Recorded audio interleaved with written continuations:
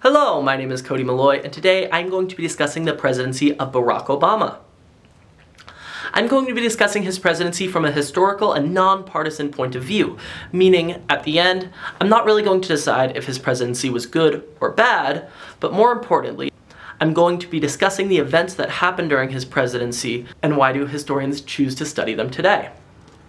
One thing I realized while researching this project is that I remember a lot of these events when I was a child, but I never really understood how they connected to politics today. It is really interesting to see how these decisions made during one presidency can continue influencing politics, healthcare, and foreign policy years later.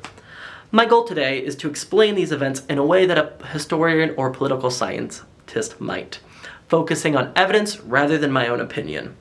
I'm going to be discussing three areas: Obama's path to the White House, one major domestic policy achievement, along with one policy that failed to pass. And finally, I'm going to be discussing a major foreign policy challenge and success. Let's start off by talking about Obama's path to the White House. Barack Obama came from the state of Illinois. Before becoming president, he served in the Illinois State Senate, and later represented Illinois in the United States Senate, after winning the election in 2004. During that same year, Barack Obama delivered a keynote address at the Democratic National Convention. Many historians consider this moment to be the moment Obama became a nationally recognized public figure because it introduced many Americans to his message of unity and cooperation. Although Obama was becoming well-known, his campaign faced a major obstacle almost immediately, in the shape of Senator Hillary Clinton. Hillary Clinton entered the Democratic primary as the clear favorite. She had national recognition, years of experience, and a large political organization. The Democratic primary became one of the closest in modern American history. Clinton won many large states, including California, Ohio, Pennsylvania, and New York. Obama instead focused on winning delegates through caucuses and proportional contests. By steadily building a delegate advantage, he eventually secured the Democratic National Convention in 2008. Obama then faced Republican Senator John McCain of Arizona in the general election. McCain was a decorated Vietnam War vet and a respected senator. During the campaign, the United States entered one of its worst financial crises since the Great Depression. Banks failed, unemployment rose, and the economy had become a very key issue in this election. Several states were especially important because they are considered swing states. Swing states are states that can go back and forth. They could go Democratic or Republican, they can swing either way, and that's where the name swing states come from. The swing states in this race were Ohio, Florida, Virginia, Colorado, Nevada, North Carolina, and Indiana. All of these states received enormous campaign attention. Some of these states have changed politically since then. Indiana, for example, voted Democratic in 2008, despite supporting Republican presidential campaigns. When the election concluded, Obama won 365 electoral votes compared to John McCain's 173. On January 20th, 2009, Barack Obama became the 44th President of the United States and the first African American elected to the nation's highest office. After taking office, Obama inherited enormous domestic challenges. The country was still experiencing the Great Recession, millions of Americans had lost jobs, businesses struggled, and the housing market had collapsed. Despite these economic pressures, Obama also pursued one of his central campaign promises: reforming the American healthcare system. The Affordable Care Act, commonly known as the ACA or Obamacare, became the signature domestic achievement. Before the law, millions of Americans lacked health insurance, and insurance companies could deny coverage because of pre-existing medical conditions. The Affordable Care Act prohibited many of these practices. It expanded Medicaid eligibility in participating states, created health insurance marketplace, and allowed young adults to remain on their parents' insurance until age 26. While researching this law, I found it interesting that people often evaluate it from different perspectives. Supporters emphasized expanded healthcare coverage and consumer protections. Critics questioned cost and the federal government's role in healthcare. Regardless of those debates, historians generally agree that it represents one of the most significant domestic policy changes in decades.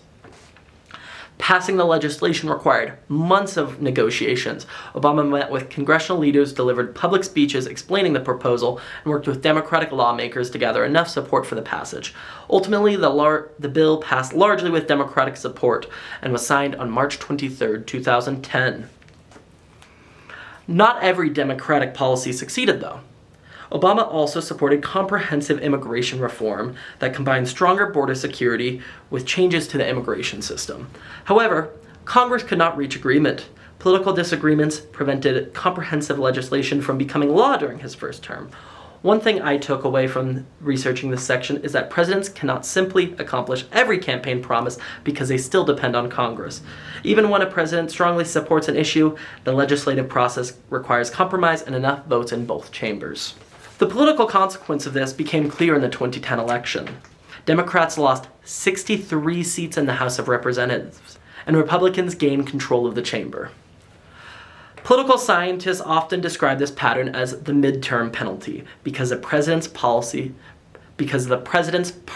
frequently loses congressional seats during the midterm elections. Before taking this class, I didn't realize how consistently the historical pattern appears regardless of which party controls the White House. Foreign policy also presented very difficult decisions. Obama inherited ongoing conflicts in Iraq and Afghanistan. After reviewing military recommendations, he approved a troop surge of roughly 30,000 additional troops in Afghanistan. The administration believed that the temporary increase would weaken the Taliban while allowing Afghan security forces to become more capable before American troops gradually withdrew. Reaction was divided. Some members of Congress believed the additional troops were necessary for national security, while others believed the United States had already spent enough money in the conflict. Public opinion reflected those same divisions. The most significant foreign policy success of Obama's first term came on May 2, 2011, when he announced that Osama bin Laden had been killed during a U.S. military operation. Now, I was still pretty young when the operation that killed Osama bin Laden had happened, so I didn't understand all the history behind it. I just remember everyone was suddenly talking about it. Strangely enough, I didn't hear about it from a news broadcast. I remember watching WWE when John Cena came out before a match and announced that Osama bin Laden had been killed. At the time, I knew it was important because of the audience reaction, but I really didn't understand why. This was probably the event I remembered most before researching Obama's presidency. At the time, I was younger and understood it was an important national moment, but I never appreciated the amount of intelligence, work, and planning involved. Members of both political parties praised the professionalism of the military personnel involved, and public approval of Obama's handling of national security increased after the mission. In conclusion, Barack Obama's presidency included historic achievements and significant challenges. His path to the White House included one of the most competitive Democratic primaries in modern history before defeating John McCain in the 2008 election. Domestically, the Affordable Care Act became a signature legislative accomplishment, while immigration reform remained unfinished and Democrats experienced major losses during the 2010 midterm elections. Internationally, Obama confronted the continuing war in Afghanistan while overseeing the operation that killed Osama bin Laden. After researching his presidency, I came away realizing that history is usually much more complicated than headlines and campaign slogans. Whether someone agrees or disagrees with Obama's policies, studying his administration helps explain many political debates that continue today. Instead of simply memorizing dates and times, I think this project demonstrates how decisions made during one presidency can affect the country for years afterward. Thank you for your time and thank you for listening.